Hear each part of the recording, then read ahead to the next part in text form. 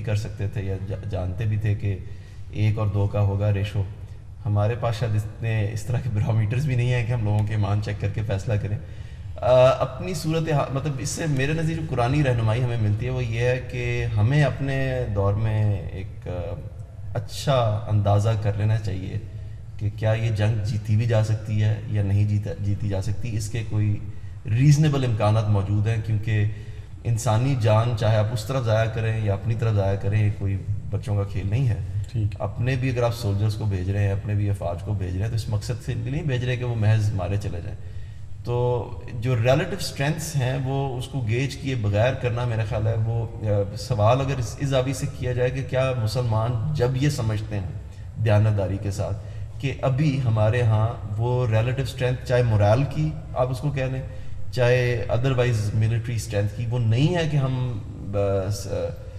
فتح حاصل کر سکیں گے, یا ایسی نہیں ہے کہ ہم ان کی طرف سے کاؤنٹر جارحیت کا مقابلہ کر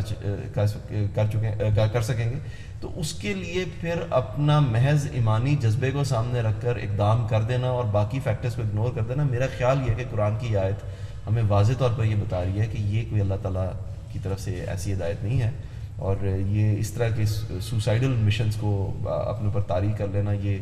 مطلب ہم دیکھ سکتے ہیں کہ جنگ خندق میں پروفٹ کی پریزنس میں مسلمانوں نے ایک پاورفل آرمی کو دیکھتے ہوئے ڈیفینسو اقدام کیا کہ خندق کھودی, وہ ایک اوفینسو وار میرا خیال ہے دیکھیں نا جی قرآن کی آیت نے بڑے واضح طور پر یہ بتا دیا کہ قوت ایک امپورٹنٹ فیکٹر ہے. اللہ تعالیٰ نے ان لوگوں کو تو آسمان سے بتا دیا کہ تمہاری صورت میں ایک جو ہے وہ 2 کو بھی کر لے گا. ہمیں تو اب یہ خود ہی اندازہ کرنا ہے دونوں معاملات میں, مورال کے حوالے سے بھی, ایمان کے حوالے سے بھی اور جنگی قوت کے حوالے سے بھی. تو اس کی ایک اچھی ایسٹیمیشن کرنی چاہیے. اگر صحابہ کرام میں پہلے لوگ جن کو قرآن کہتا ہے کہ جو تم سے پہلے تھے, ان میں ایمانی قوت اتنی تھی کہ اللہ نے 1 اور 10 کا مقرر کر دیا تھا کہ تمہیں فتح ہو جائے گی, اور بعد میں اب تمہاری ایمانی دیکھا یہ دیکھ کر کے نئے لوگ بھی آئے ہیں, ان کے اندر وہ ایمانی جذبہ نہیں جو پہلوں میں تھا, تو اب اللہ نے اس کو 1 اور 2 کر دیا. تو ہمیں پھر اپنی ایمانی کیفیت کے لحاظ سے بھی اور اپنی ایبلٹی, جس طرح انہوں نے موئی صاحب نے بڑی اچھی طرح بتایا کہ بنی اسرائیل کی تعداد زیادہ ہونے کے باوجود بھی ان کے اندر نہیں تھی ہمت, تو اگر وہ جنگ کر ڈالتے اور آدھے لوگ بھاگے ہوتے تو اس کا نقصان ہوتا. تو ایمانی قوت, مورال بھی اور جنگی قوت کا ایک اچھا اندازہ, اس کا ایک اچھا انالیسس کر کے ہی کوئی اقدام کرنا چاہیے, کیونکہ لوگوں کو محض جو مروانا یا ان کو شہید کروانا مقصد. جہاں تک حضرت حسین کا تعلق ہے تو اس کے حوالے سے پہلی بات تو یہ سمجھنا چاہیے کہ ہمارے لیے دین کا ماخذ قرآن اور سنت ہے, اور ہم جو بھی بات کریں گے قرآن و سنت ہی کی روشنی میں ہم تاریخ کا تجزیہ کریں گے. یہ تاریخ کا, مسلمانوں کی تاریخ کا ایک اہم واقعہ ہے. اس کو اگر ہم اس کے حوالے سے دین کو سمجھنا چاہیں تو یہ ضروری ہے کہ اس سے پہلے اس واقعے کو ہم قرآن و سنت کی روشنی میں سمجھیں. مسلمان علماء کے حوالے سے بھی میں نے آپ کے سامنے ان کی رائے بھی, جو مین سٹریم علماء ہیں ان کی رائے بھی پیش کی, شیعہ علماء کے حوالے سے بھی پیش کی. اب باقی مسئلہ رہتا ہے کہ تاریخ کے اس واقعے کو ہم کیسے انٹرپریٹ کرتے ہیں, اور تاریخ کی انٹرپریٹیشن میں کیا خود قرآن و سنت کی انٹرپریٹیشن میں ظاہر اختلاف بھی ہوتا ہے. اس کو اس اختلاف کو مینیج کرنے کا یا اس پہ تطبیق پیدا کرنے کے مسلمانوں کی اپنی روایتیں رہی ہیں. تاریخ میں تو بہرحال اختلاف پیدا ہوتا ہے اس کی انٹرپریٹیشن میں, اس کو کیسے ہم سمجھتے ہیں, اور اس واقعے کے حوالے سے بے شمار انٹرپریٹیشنز کی گنجائش ہے. مثال کے طور پہ یہ کیوں نہیں کہا جا سکتا کہ حضرت حسین وہاں سے اٹھ کے جب کوفہ جا رہے تھے تو ظاہر ہے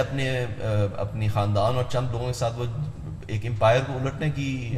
تدبیر کے لیے تو نہیں جا رہے ہوں گے. کوفہ کے ساتھ یہ تاریخی طور پر ہمارے پاس یہ مواد موجود ہے کہ کوفہ کے لوگوں نے ان کو یہ تسلی دلائی تھی کہ جی ہم یہاں پر آپ کو ایک متبادل حکومت فراہم کر سکتے ہیں, اسی کی خاطر وہ یہاں پر جا رہے تھے. تو اگر اس حد تک یہ بات صحیح ہے تو اس کو یہ کیوں نہ سمجھا جائے کہ وہاں پر وہ ایک الگ حکومت قائم کر کے حکومتی سطح ہی پر یہ اقدام کرتے. یعنی آپ کا پوائنٹ یہ ہے کہ وہ جہاد یا لڑائی کی نقطۂ نظر سے وہاں سے نہیں. اس حوالے سے بھی ہمارے پاس جو شواہد تاریخ موجود ہیں اس میں انٹرپریٹیشن کی بڑی گنجائش ہے کہ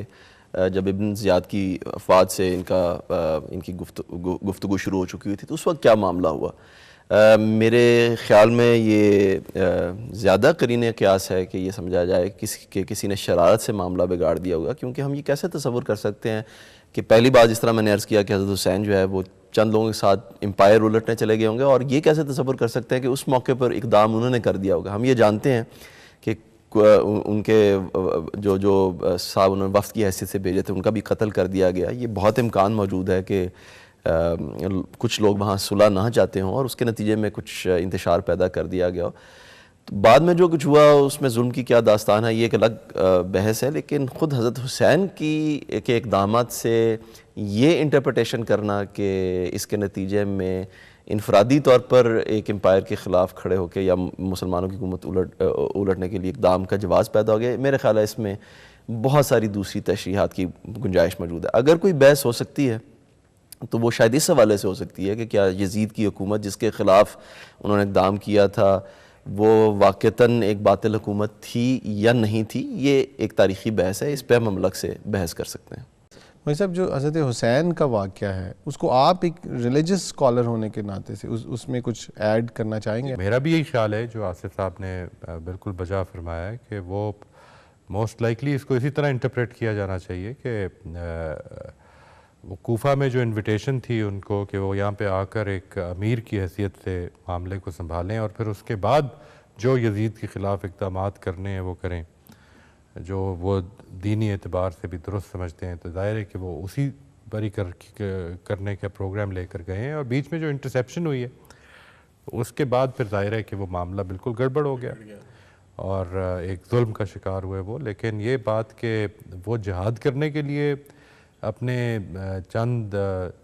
یعنی خاندان والوں کے ساتھ, اپنے بچوں کے ساتھ, اپنی خواتین کے ساتھ نکلے ہوں گے, یہ تصور کرنا ان سے بڑا محال ہے. ٹھیک, ہمیں آج اپنے پروگرام کا جو پہلا حصہ ہے یہاں ختم کرنا ہوگا کیونکہ ہمارا ٹائم ختم ہو گیا. ناظرین, اس پہلے حصے میں اس پروگرام کے ہم نے دیکھا جو چیزیں ہم نے اسٹیبلش کی. ایک تو ہم نے ٹیررزم کے حوالے سے یہ دیکھا کہ ٹیررزم جو ہے یہ ایک کنفیوزڈ ڈیفینیشن ہے, اس کے بارے میں ابھی تک کوئی کنسنسس ڈیولپ نہیں ہو سکا. دوسرا ہم نے یہ دیکھا کہ جہاد جو ہے اس کے بارے میں جو کنفیوژنس ہیں اس کو ہم نے ڈسکشن کے ذریعے سیٹل کرنے کی کوشش کی کہ جہاد ایک تو صرف ظلم اور فتنہ کہیں ختم کرنے کے لیے اس کے خلاف کیا جائے گا اور اللہ کے لیے کیا جائے گا, اور دوسرا اس کے لیے جو ایک لیگل اتھارٹی یا ریاست کا وجود ضروری ہے. کسی لیگل اتھارٹی کے بغیر, جیسا کہ ہمارے اسکالرز نے بتایا کہ اس میں اگر جہاد کیا جائے گا تو انارکی کا بہت زیادہ ڈر ہے, جس کی کہ ہم مثالیں اپنے مسلمان ممالک یا افریقہ کے ممالک میں جہاں اس قسم کی گوریلا وارفیئرز ہو رہے ہیں ہم دیکھ رہے ہیں کہ بہت شدید انارکی وہاں پائی جاتی ہے. اور تیسرا ہم نے یہ بھی دیکھا کہ مسلمانوں کی پوری تاریخ میں یہ ایک کنسنسس رہا اس کے بارے میں, جیسا اسپیکرز نے بتایا کہ جہاد سٹیٹ کے اندر لیگل اتھارٹی کے اندر ہی رہے گا, ورنہ اس کے بغیر جو ہے جہاد جو ہے وہ ایکسیپٹ نہیں کیا گیا ٹریڈیشن میں. اور آخر میں ہم نے یہ بھی دیکھا کہ اس کو ویج کرنے کے لیے ایک انف اسٹرینتھ کا انالیسس بہت ضروری ہے کہ دشمن کے مقابلے میں ہماری طاقت اس سے کم نہ ہو, زیادہ ہونا اچھا ہے لیکن کم از کم اس کے برابر ہو. ہم اگلے پروگرام میں دوبارہ سے انشاءاللہ انہی مہمانوں کے ساتھ آئیں گے اور اس میں پھر ہم اس کے جو کچھ اور ایسپیکٹس جو اس وقت رہ گئے ہیں اور اس کے اوپر جو اس کانسیپٹس پہ جو کرٹیک ہے اس کے بارے میں ڈسکس کریں گے. تو تب تک ہمیں اجازت دیں, انشاءاللہ اگلے پروگرام میں پھر ملیں گے. اللہ حافظ.